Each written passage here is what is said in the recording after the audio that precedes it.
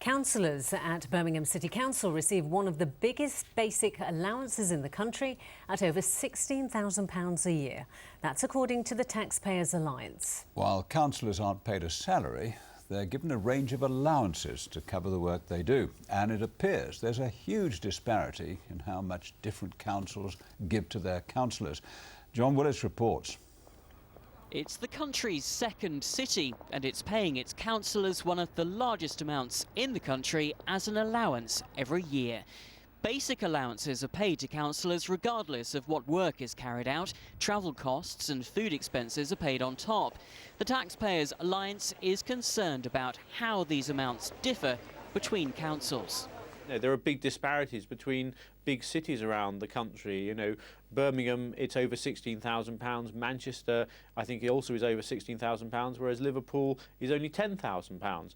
We want taxpayers to have that information to hand so that they can then hold to account their local councillors for the decision that they have made about how much they will take in allowances. So Birmingham City pays one of the biggest amounts of any council in the country at over £16,000. Meanwhile, elsewhere in the Midlands, Nottinghamshire pays the highest basic allowance of any English county council at nearly £13,000, while Bolsover in Derbyshire pays the highest allowance of any metropolitan district council in England at nearly £10,000. We asked some council taxpayers in Birmingham how they felt about topping the table. I don't necessarily have a problem with that, considering what certain other people are paid, dare I say bankers, so I don't necessarily have a problem with that. And there is a lot, always going on in Birmingham, so perhaps they do deserve more.